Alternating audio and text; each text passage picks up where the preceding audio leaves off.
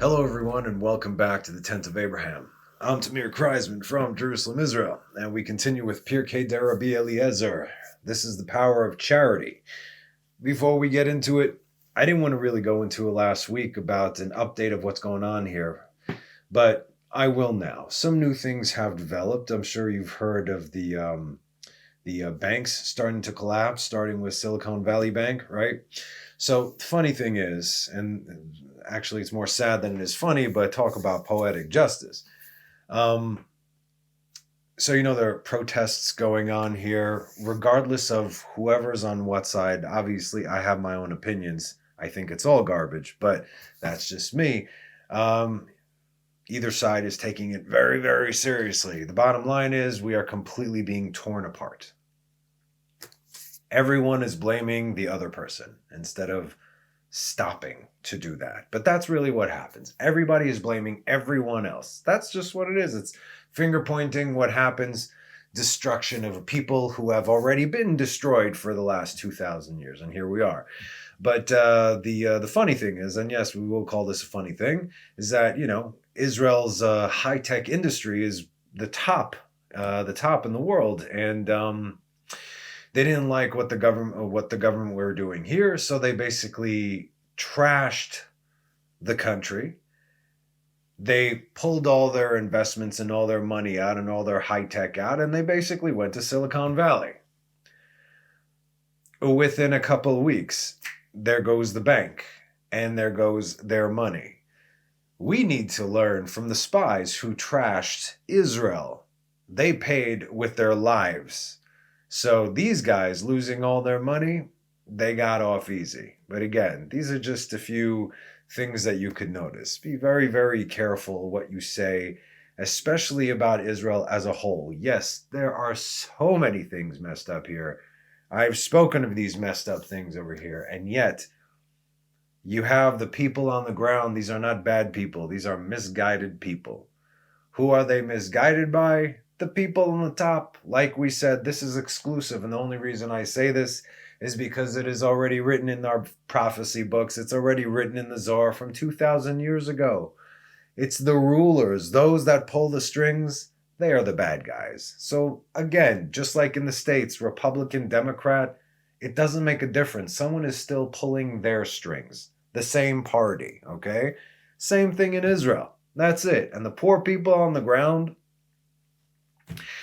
are being used like puppets as well. Anyway, so that's all I want to talk about this right now. Let's get into something positive that can actually make a difference. So we continue with chapter 33. This is already 33D. Long chapter, many details, the power of charity, and this one is called King Saul and the Others. הללו את אדוני כל גויים, שבחו כל האומים, כי גבר עלינו חסדו ואמת אדוני לעולם הללויה. Rabbi Hanania ben Teradion says, you should know the power of charity. Come and learn from Shaul ben Kish. That's King Saul. So, before we continue with our text regarding King Saul, when we keep on reading the text, you'll see that there's no act of charity mentioned here specifically. And yet, Rabbi Eliezer, in Pirkei de Rabbi Eliezer, quotes Rabbi Hanania ben Teradion and says, you want to know about charity, about tzedakah, like we just saw with Elisha and with Elijah and with, Shalom ben Tikva, all these incredible guys who merited the resurrection of the dead, or to resurrect the dead, was because of incredible charity that they did. They gave from themselves. And so now we see King Saul, Shaul ben Kish, within this category. So I'm here to fill in the blanks, okay? This is what I do. Otherwise, you could just read this yourself. With everything I teach you, you could read it yourself. But I am filling in the blanks for you because there's a lot of context. So that's my job. Anyway, so you can see that there's nothing in the actual text that talks about the charity that King Saul did. And yet Rabbi Hanania tells us that he is a role model for such deeds. So both the Radal and the Maharzu mention the same thing, and that is that while the men of Israel went to war with their king, with King Saul, Saul would provide for the women. He would provide for them. He would sustain them, and went above and beyond by adorning them with gifts and fine linens. Right? This was a great comfort, of course, since when a wife says goodbye to her husband when he goes off to war, she doesn't know if she's ever going to see him again. In fact, it was a practice during that time, that especially from the times of King Saul and then afterwards King David, whenever the men would go out to war, they would give their wives a get, meaning a divorce, right? They wouldn't act on it. Obviously, if they came back, then it's null and void. But should I not return?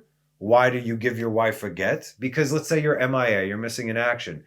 She doesn't know if you're dead or alive. You could be taken prisoner, which means she is now bound to be married to you. She cannot go marry another. You see, it's not fair. So this is why, that's also the thing. Uriah the Hittite, David Bathsheba, he gave his wife divorce papers. In other words, she was divorced. You understand, okay? All right. Aside from the fact that he never actually physically was with his wife, because David knew that Bathsheba was for him from the 6 days of creation. Another teaching. But that's the point of what I'm trying to say. And so what happens, right? What happens if the husband goes to war, he dies? Now the wife, okay, so let's say she has the get, but now who's going to take care of me? Or let's say they have kids, a house. Who's going to pay the bills? How am I going to live? What is going to happen? King Saul took care of all that. Right, okay, so again, if God forbid they don't come home, who's going to provide for her? So in this case, it was the king who, of course, also went out to war and gave them comfort and provisions in the time where they needed it most. You see the thing? In the time where he gave them what they needed, when they needed. Sometimes a cool drink of water on a hot summer's day is exactly what you need. Yeah, okay. As a result, he merited to have his portion in the Garden of Eden with the prophet Samuel. Oh yes, we're going to see that.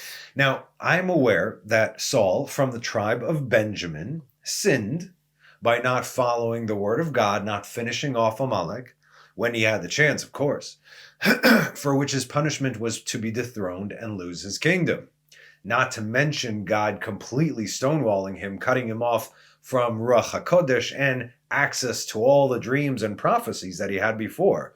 This was probably a whole lot worse than losing that. Could you imagine? You have that connection with God and then nope, and there is nothing that you can do except take what's coming to you. But for actually going to a necromancer, he and his sons were to be killed in battle. That was the final blow. But that's it. Once that happened, judgment complete.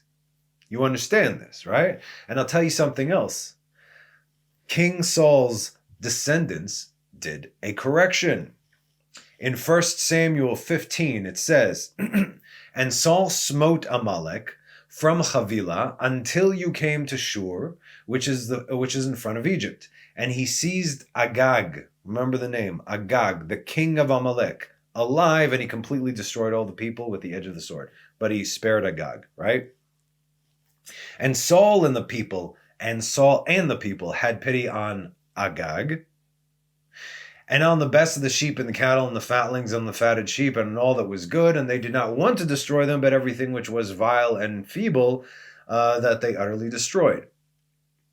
So this is where Shaul ben Kish from Benjamin failed, by not killing Agag, the king of Amalek. Fast forward to the Medo-Persian exile, and we have the book of Esther, chapter 2:5.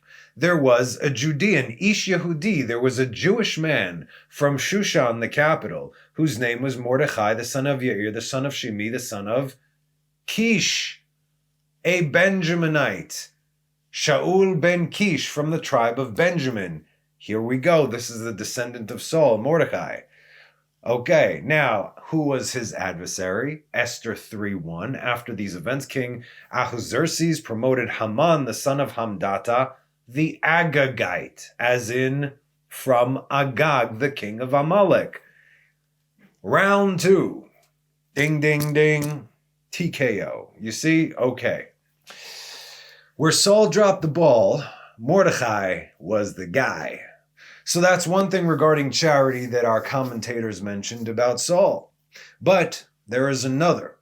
And for that, I would like to refer you once again back to the teaching called Honoring the Dead and Those Who Mourn. Please watch it again. I speak in depth about these things. Saul did a mighty thing, uniting Israel to help those in need. Please watch that. I almost start crying in that video. Watch it. That would be worth it alone, all right? To watch me get all like choked up. But King Saul, okay. So after Saul and Jonathan's death, David eulogized them in 2 Samuel 1. Listen to what David says, all right? And David lamented with his lamentation over Saul and over Jonathan his son. And he said to teach the sons of Judah the bow. Behold, it is written in the book of the just. O beauty of Israel, on your high places shall lie the slain. How have the heroes fallen? Ech naflu giborim. This is what we still say today whenever a soldier gets killed in action or something. How the mighty have fallen, how the heroes have fallen. Tell it unto Gath. Announce into the streets of Ashkelon, let the daughters of the Philistines rejoice, lest the daughters of the uncircumcised triumph. What do you think? Gath, Ashkelon. Ashkelon today is an Israeli city, but back then it was the Philistines. Why Jews live in Ashkelon and Ashdod, I don't know. It's just a continuation of Gaza. That is absolutely the land of Philistines. Unholy, uncircumcised Philistines. What happens when anybody of us gets murdered by any one of them? How about this, my fellow Americans? What happened on 9/11, right? I mean, forget about all the other stuff. Impracticality. 3,000 Americans dead. What did they do in Gaza? Celebrations. Handing out candies. Woohoo! This is what happens today. Who pays every time the families of these murderers? You do, America. Might want to do something about that, right? Okay. So, O mountains of Gilboa, let there be no dew nor rain upon you, nor shall you be fields of heave offerings, for there the shield of the mighty was rejected. Saul's shield was as though not anointed with oil. From the blood of the slain, from the fat of the mighty, Jonathan's bow did not turn back, nor did Saul's sword return empty. Saul and Jonathan, his son, who were beloved and pleasant in their lifetime, says David. You remember what Saul was trying to do to David, yeah? Who were beloved and pleasant in their lifetime. King David is not lying, okay? In other words, what he might have had personally towards David, and we know why. The guy lost his mind specifically because there was an evil spirit upon him of jealousy, okay? Because he already lost it. David did not take that and say, this is what defines this man. He took his overall life. He didn't even take it personally. He could have killed him, but he didn't. He's the Lord's anointed. What are you doing? Right? Who were beloved and pleasant in their lifetime, and in their death they were not separated. They were swifter than eagles and mightier than lions. Wow, what praise. This high praise coming from David. O daughters of Israel, weep over Saul, who dressed you. Here we go. Who dressed you in crimson with delights, who put golden ornaments on your clothes. Here you go. I will bring your husbands home safely. So help me God. How did the mighty fall in the midst of the battle?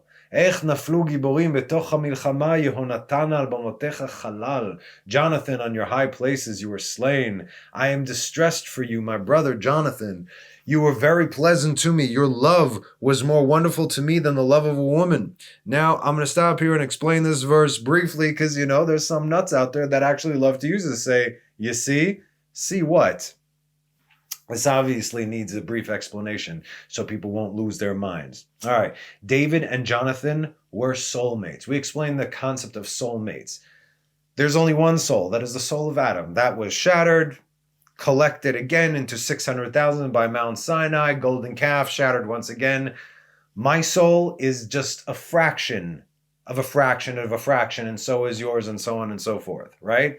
A soulmate means there are two people that have fractions from the same fraction of a fraction of a fraction, from the same piece. Take a glass, drop it on the floor, right? Smashes everywhere. Now take up one of the smashed pieces and then break it again and break it again and break it again. Basically from the same thing. But if you'll see, we're all actually connected. We're all supposed to be one soul. In any case, David, again, this is very deep, but I just have to explain this. David and Jonathan were soulmates. They shared pieces of the same soul, fractions of the same soul, if you will. And it wasn't even a soul, but rather it was a nephesh, because Nefesh, ruach, neshama. Neshama is the higher, ruach is the spirit, nefesh, that is the life source, that is in the blood, okay? While the love of a woman is geared more towards the superficial, physical attraction or so on, think in the horizontal sense, this specific love for Jonathan, think vertical, okay? Because they were, in fact, soulmates. They shared a piece of the same soul. So did Michal, Saul's daughter. So you have Saul, God made this on purpose, that Saul's daughter and his son loved David to protect him from their father, Saul. Okay, so they came from the same source and they knew it. And even more so, Jonathan pushed for David to be king, although he was the natural heir. This is what happens, right? There's a monarchy. So you have King Saul, and naturally his son Jonathan would reign after him. That's how the kings do it. That's how they always did it. But what happened? Jonathan was pushing, he was stepping back from it. He was pushing for David to be the king because he knew that David needed to be the king and it wasn't him.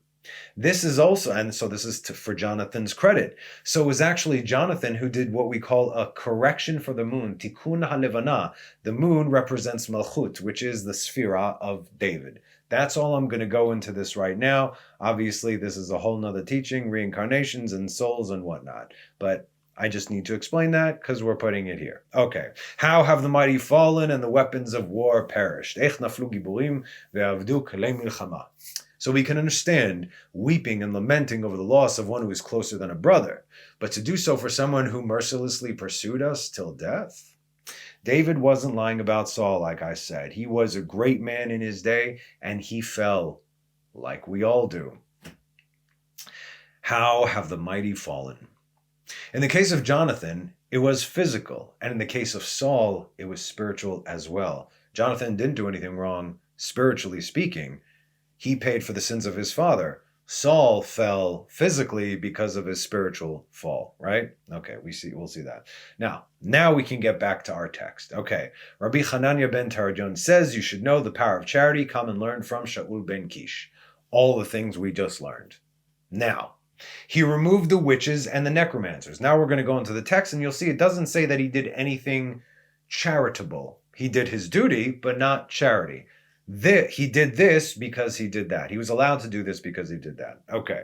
He removed the witches and the necromancers. How do we know that he removed them? Aside from it's directly saying so in 1 Samuel 28:3, where it says, Now Samuel had died, and all Israel lamented him, and buried him in Ramah, and each one lamented him in his own city. Now Saul had abolished necromancers and those who divine with a Jibboa bone from the land. It says Hayid Onim.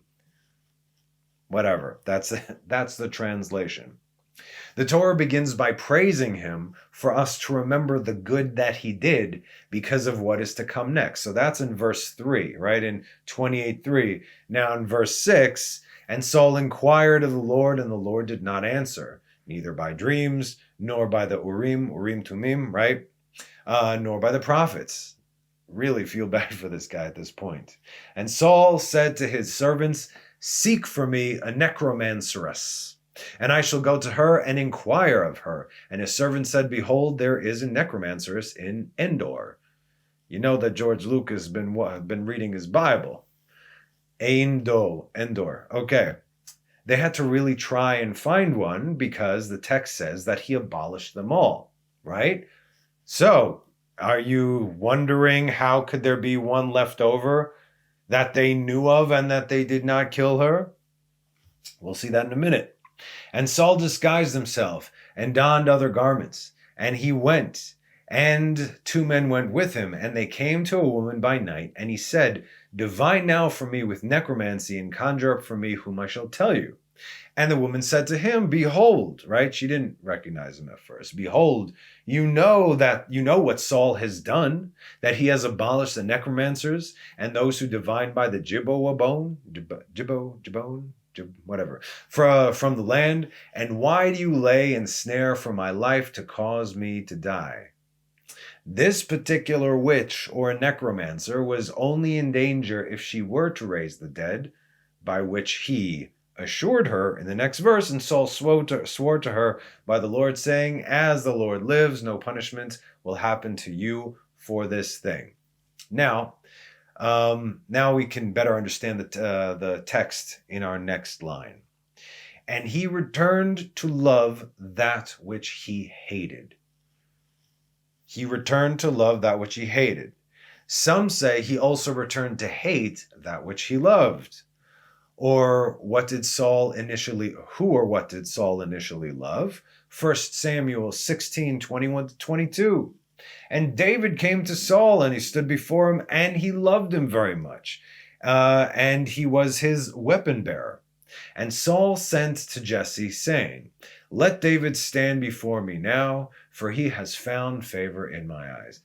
And he loved him very much. So Saul loved David. All right, of course, we know that Saul tried to kill David several times and was pursuing him relentlessly. He hated that which he loved.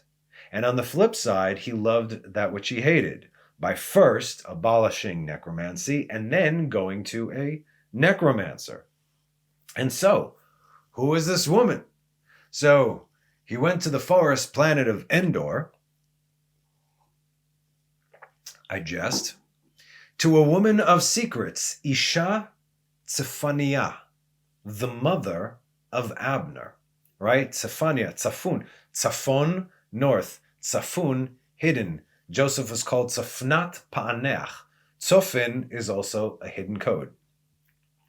The mother of Abner. Who was Abner but King Saul's military commander and the wife of Ner, who was Saul's uncle? The necromancer was Saul's auntie. That's why she's still alive. This is how they knew where to find her, because she was spared for this fact. Abner, of course, warned his mother not to mess with this stuff anymore once the decree came out, but convinced her this time specifically at the king's request. In other words, he was there with Saul. She didn't recognize Saul at first. Abner had to say, Mom, it's okay. This is Saul. It's good. Go raise the dead. Just this one time. Okay. This is why she believed Saul when he made her a promise that no harm would come to her because of her son who was standing with him. And he inquired of her to conjure a spirit, and she brought for him Samuel. Now we can read this in 1 Samuel 28:11 and 12. And the woman said, Whom shall I conjure up for you? And he said, Conjure up Samuel for me. And the woman saw Samuel, and she cried aloud. And the woman said to Saul, saying, Why have you deceived me? For you are Saul. Ah ha ha. And says in our text, others have ascended with him. These are the others. This, by the way, is written in the plain text in the very next verse. Listen to the language in Hebrew. Vayomer la hamelech al tirei ki ma ra'it. What have you seen? The king said to her, Fear not, for what have you seen? The woman said to Saul, Vatomer ha'isha el Shaul, Elohim ra'iti. Olim min haaretz. I have seen Elohim ascending from the earth. Did she see God? No. Elohim ascending, olim. What is olim? Plural. For if you would say Elohim ole is one, singular. Olim is many. In other words, there were many Elohim that were ascending from the earth. Now, it's said in the Midrash, as well as the commentators over here, and I believe in the Zohar as well, that Moses was the other soul who ascended. And if you're thinking that the souls of Moses and Samuel, being as holy as and perfected as they were, should be descending, if anything, not ascending, right? Then give yourself a pat on the back. Go ahead. Do that. Be like, yeah, all right. So let me drop some knowledge on you right now. When Hannah, Samuel's mother, prayed for a son, she made a deal with God. She made a deal with God. Give me a son that is equal to Moses and Aaron. Oh yeah. And I'll give him to you. That's a tall order. And yet, the Lord obliged.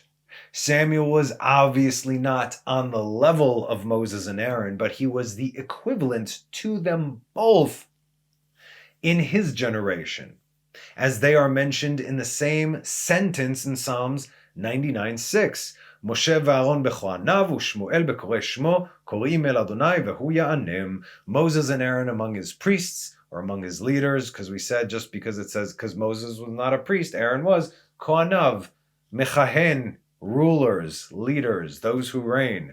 Moses and Aaron among his leaders, and Samuel among those who call his name, who would call out to the Lord, and he would answer them. Amazing.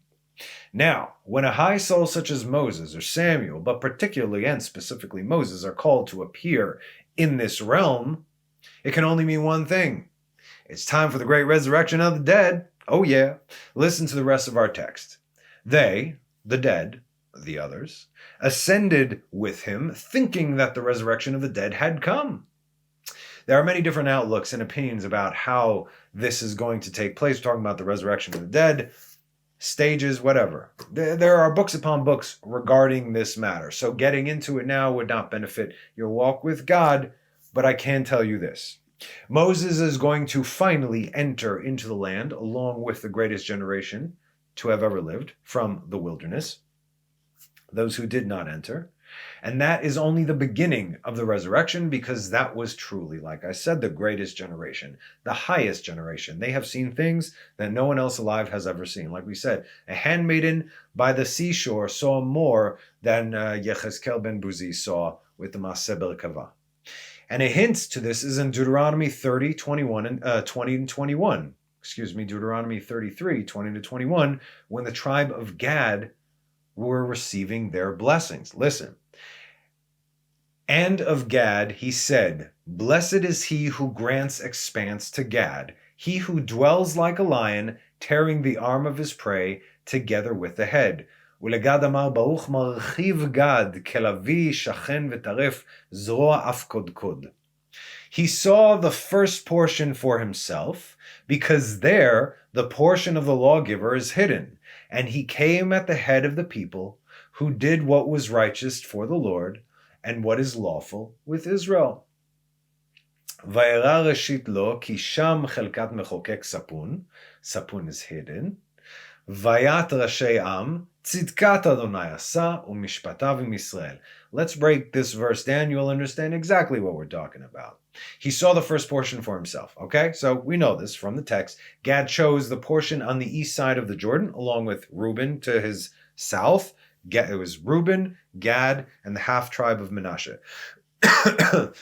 So they settled in the east side of the Jordan. Okay, they called their land on the east side of the Jordan, but they were the last to settle into their land because he pledged to fight with the rest of the tribes and did not rest until everyone else was settled. In other words, we want this, no problem, but let's move forward. And as they comb through the land, tearing through all the other nations, the idolatrous nations over here that God said, you got to clean them out. Only once everybody was situated in their own plot did Gad return to the east side of the Jordan and inhabit his land. Okay.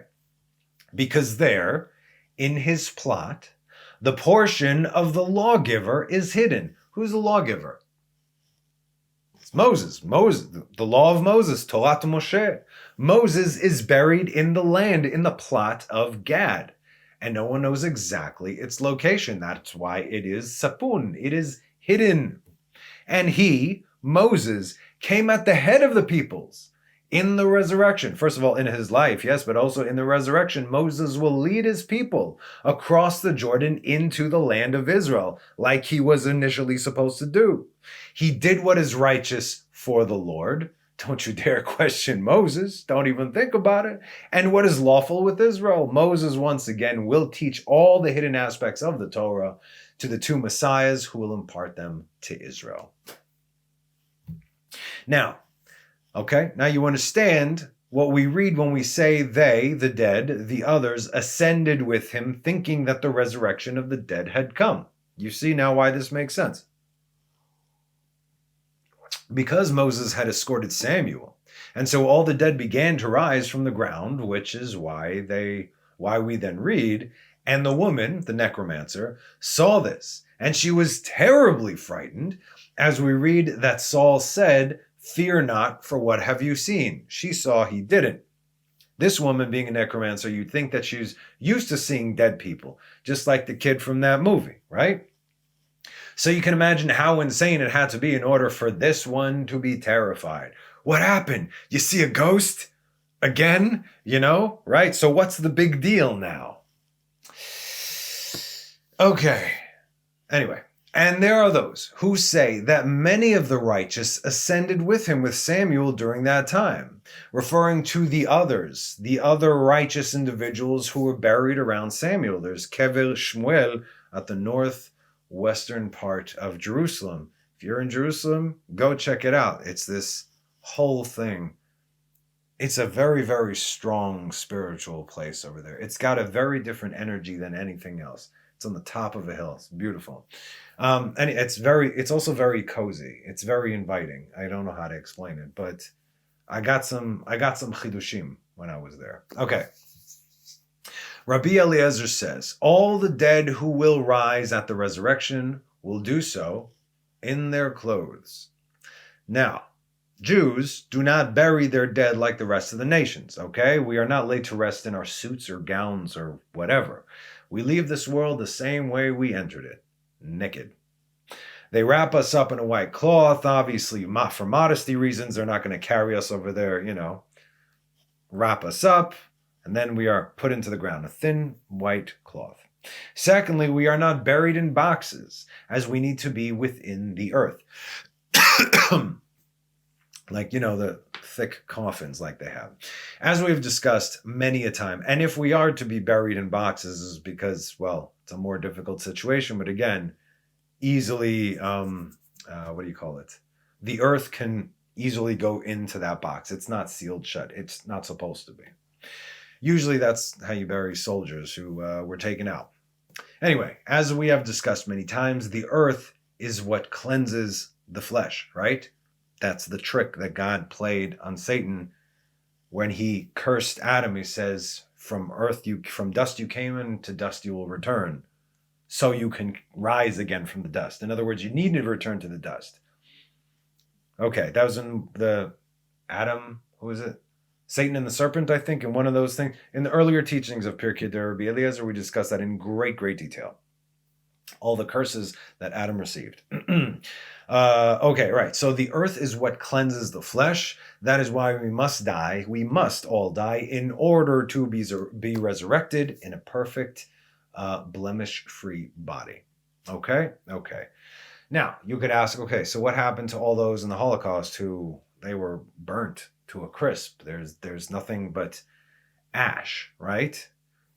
You think God's not going to take care of his people? It's okay. Those who willingly, I'm talking about Jews right now. Jews who, and I've known, unfortunately, they cremated their brother because a Jew.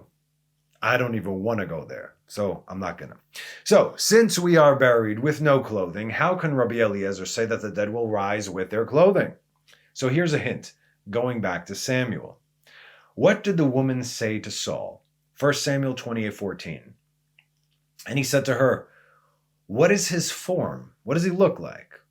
And she said, an old man is coming up, and he is wrapped in a coat. Vehu ote meil. Might say a cloak or a cape or whatever, but meil is a coat, right? And Saul knew that was Samuel. How do you know it was Samuel? An old man with that coat. Samuel's identifiable famous coat that he wore. And he bowed down with his face to the ground and prostrated himself. Now let's compare this to 1 Samuel 2:18-19. And Samuel was serving before the Lord, being a lad girded with a linen robe. So there he had chagul ephod bad. There he had a robe and a small coat. And a small coat his mother would make for him. Umeil katan.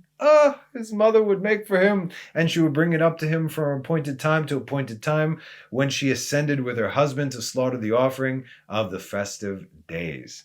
Every time I read this, I get emotional. I see sweet little Samuel serving his heart out, and his mother gives him the little... I can't. Growing up when I was a teenager, the book of Samuel was absolutely my favorite. It was I don't know. I was just drawn to it. Anyway, little Samuel with his little coat that his mother made for him with all the love and dedication in the world. Love it. The point is, we will be resurrected wearing the most common garb, that we wore during our lifetime. So for me, that'd be my boots, my jeans, and a t-shirt, I guess. Anyway, where can we, I mean, I'm hoping, not about, okay, anyway. So where can we learn all this from? From the seed of the earth, says our text. The resurrection of the dead is likened to the planting of a seed in the earth that grows and sprouts into something more beautiful, more glorious, producing fruit, providing shade and sustenance than it ever could have done before. This is why we say in the second blessing of the Amidah prayer, he sustains the living with loving kindness, resurrects the dead with great mercy, supports the falling, heals the sick, releases the bound, and fulfills his trust to those who sleep in the dust. Who is like you, mighty one, and who can be compared to you, king, who brings death and restores life, and causes salvation to spring forth? Melech memit, umechaye, umatzmiach, sprouting, Yeshua, salvation. You are faithful to raise the dead. V'ne'eman ata la'achayot hametim. Blessed are you, Hashem, who resurrects the dead. And again, we see this in Psalms 72. So we say this every day.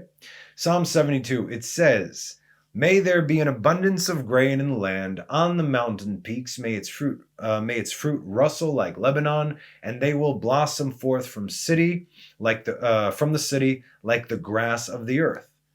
This is not referring to grain. You dig?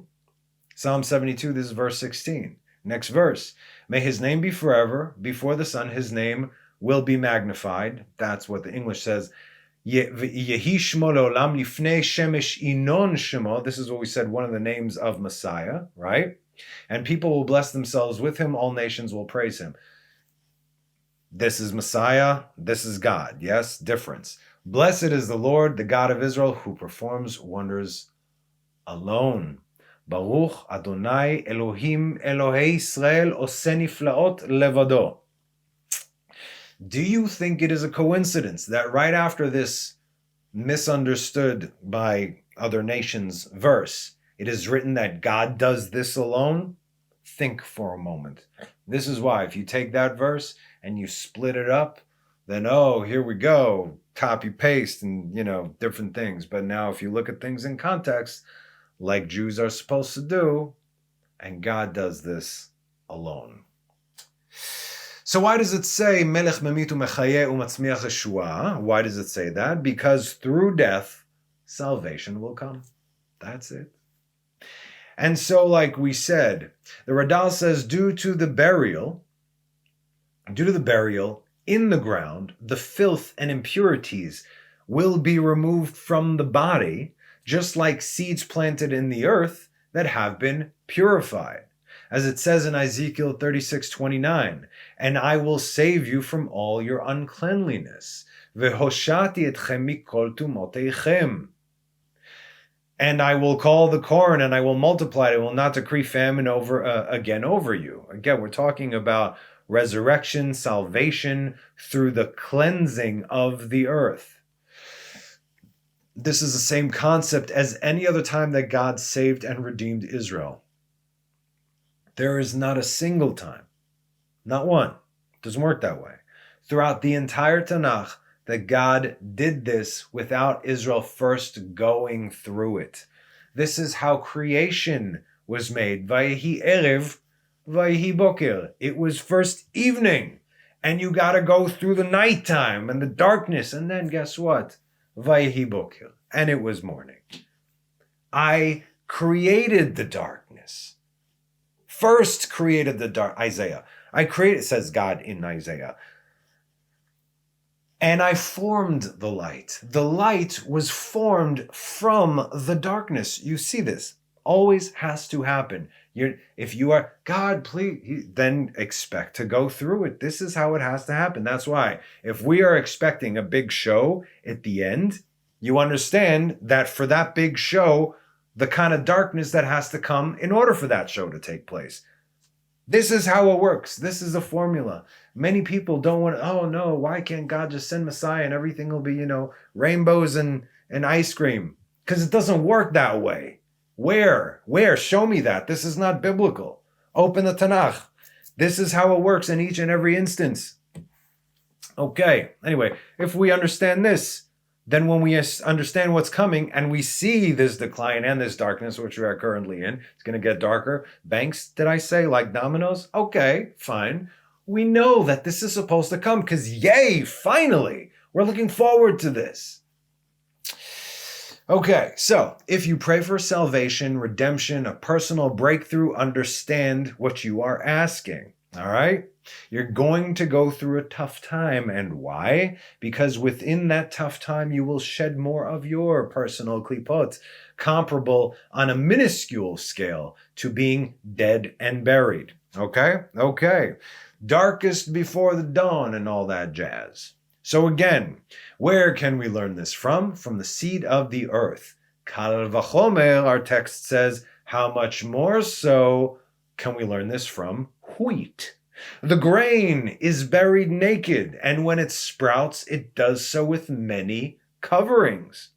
Amazing stuff, right? Understanding God by simply observing and understanding creation. That's how Abraham did it. Like we said, God did not speak to him until he was 70, but he observed creation and he saw how every single thing works, and he dedicated his life to this. And he understood by this that there is a creator and there is a divine order to things. Furthermore, who can we learn this from? From Hananiah, Mishael, and Azariah, aka Shadrach, Meshach, and Abednego, who were thrown into the furnace, fully clothed, and ascended, fully clothed. Daniel 3:21. Then these men were bound with their cloaks, their trousers, their robes, and other garments, and they were cast into the burning fiery furnace.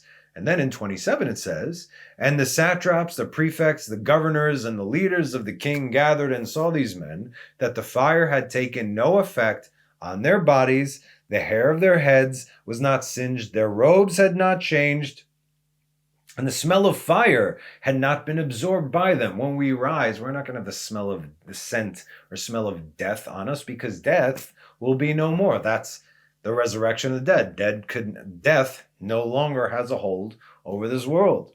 Who else can we learn from? From Samuel the prophet, who ascended wearing a coat. So, why is our text bringing this forth again? Because, listen to this next part. It's wild. Rabbi Natan says, all the prophets prophesied during their lifetimes, but Samuel prophesied in his lifetime and after his death, right? We know, like, oh yeah, he did do that. Okay. Now, if you're thinking about Elijah now, just remember, Elijah never died. So it's not like after his death, okay? Samuel died, prophesied still after his death. In verse 15 it says, and Samuel said to Saul, why have you roused me to bring me up? And Saul said, I am greatly distressed, and the Philistines are battling against me, and God has turned away from me, and has not answered me anymore, neither through the prophets, nor through dreams, and I've called you to let me know what I should do. It's like, dude, I'm lost. I have no guide. My world is collapsing, not only on me, on Israel. I don't know what to do. I feel so bad for this guy. All right. You can feel the desperation to go to something like this. I mean, he abolished it. It was like his thing, you know? It's like, yes, Saul, who abolished all the necromancers, just went to a necromancer. Desperation. Desperate times. And Samuel said, and why do you ask me? Why do you ask me when the Lord has turned away from you? You already know this. I told you he turned away from you and has become the supporter of your adversary. God became your adversary. God's against you, Saul. You got problems, man. And the Lord has done to him as he spoke by me, and the Lord has torn the kingdom from your hand and has given it to your fellow, to David. Told you this would happen if you didn't kill Agag, right? Amalek. Because you did not listen to the Lord's voice, you did not execute the fierceness of his wrath against Amalek. Therefore, the Lord has done this thing to you this day.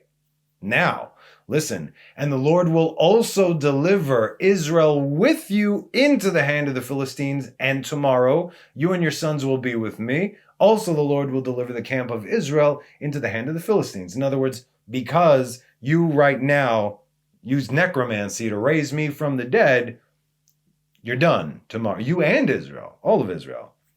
What is Samuel telling Saul? Because he told him exactly what to do. Did you hear it? Again, from our text. All right? Listen. And the Lord will also deliver Israel with you into the hand of the Philistines. This is happening. And tomorrow, Saul, hear me. People, listen. You and your sons will be with me. Okay. And the Lord will deliver the camp of Israel into the hand of the Philistines. You and your sons will be with me. Tomorrow, this is happening. All right. Now we continue with our text. Put a pin in that.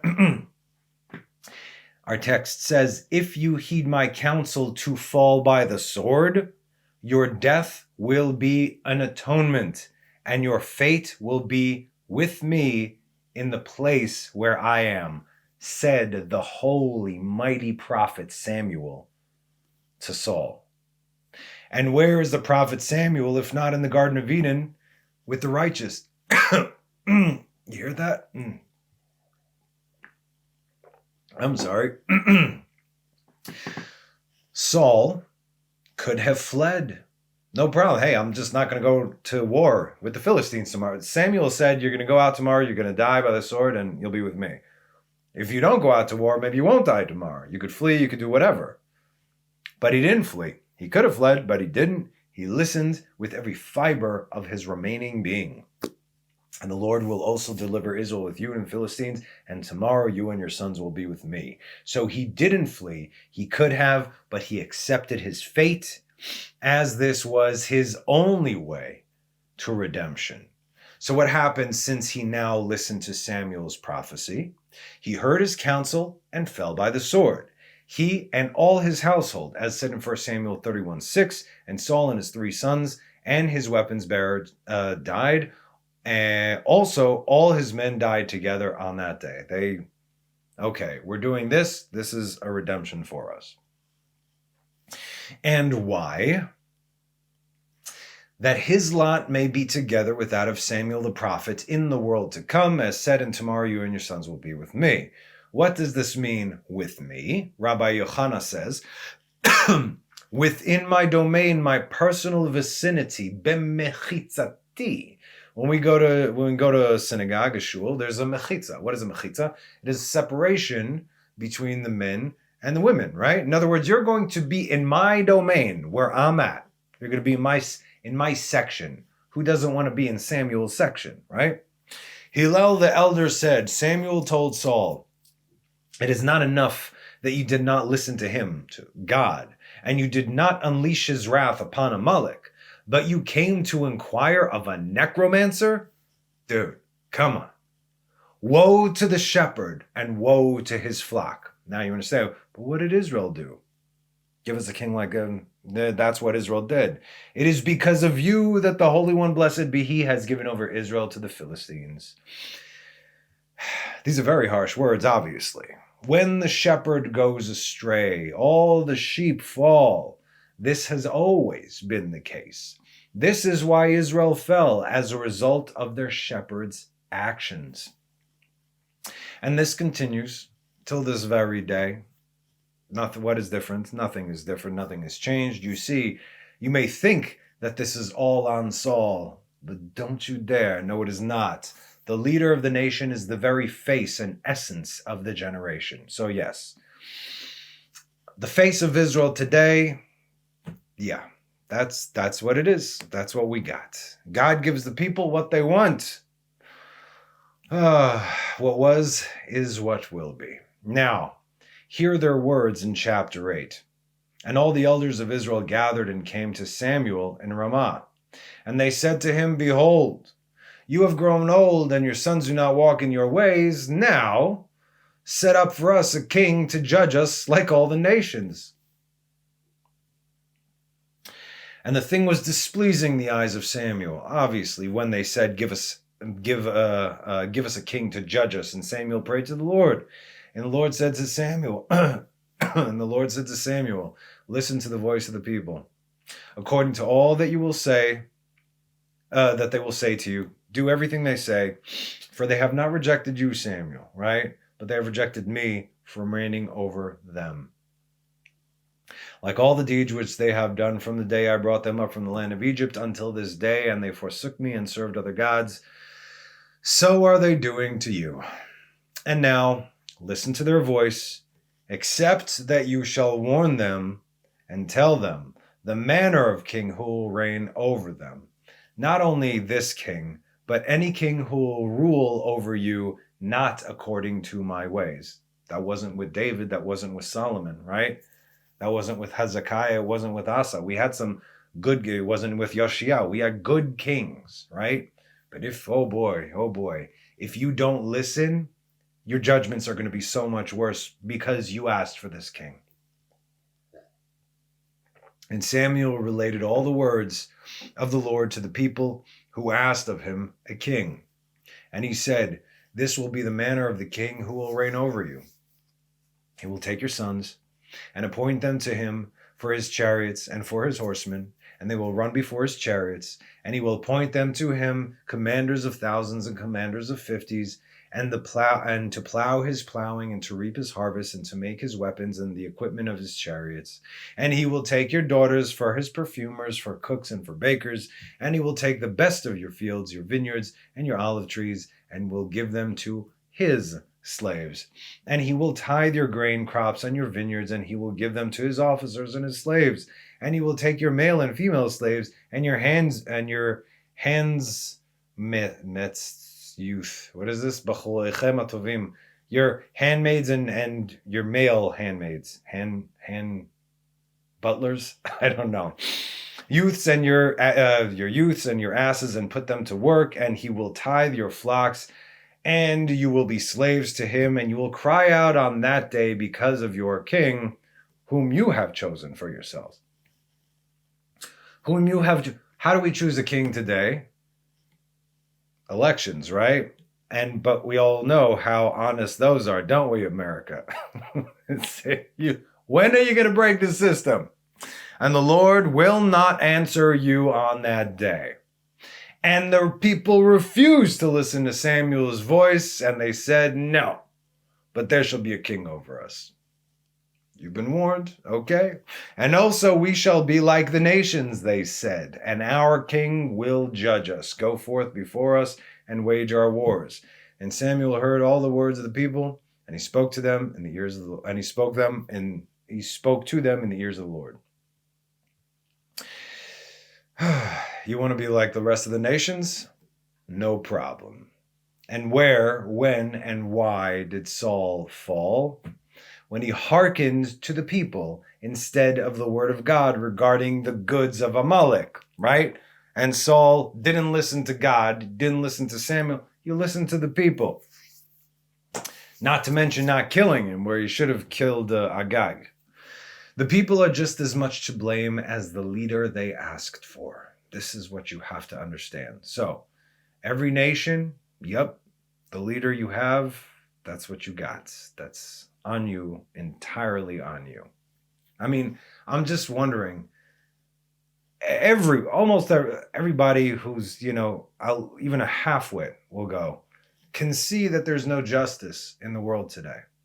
The system not only is the system broken, but the people who are running the system are liars. All of them are. All of them, across the board. Everyone is dirty and corrupt. Why are we going by this system? Why are we following this system? So again, the people are just as much to blame as the leader or leaders they asked for.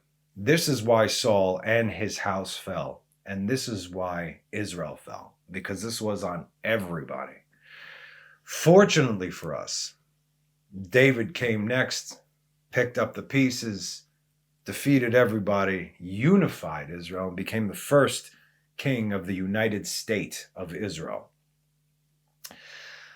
But you got to understand, poor Saul never stood a chance, which is why God did give him an opportunity to atone, but in the worst possible way. It's going to cost you your life, the lives of your children. All Israel is going to fall. Again, it's not only on him. He did great things in Israel, but he was the king the people deserved and not the king they needed. That was a Batman reference. The bottom line is this. Rabbi Hanania ben Teradion says, you should know the power of charity. Come learn from Shaul ben Kish. The life of Saul wasn't as bad as it may have been perceived, right? One bad deed does not define you. You have to take the collective. He did tremendous amounts of charity with his brothers and sisters from Israel. And it is also why, despite all the bad things that he did, God still made sure that he would atone and be redeemed and have his eternity in the vicinity of the most righteous people to have ever lived. And that's our class. So stay tuned, please, for next week as we continue to discuss the power of charity. Have a wonderful rest of the week. Have a Chodesh Tov. Chodesh Nisan is coming on Wednesday night and Thursday. Okay, this is a big one. And have a Shabbat Shalom. See you next time. Bye.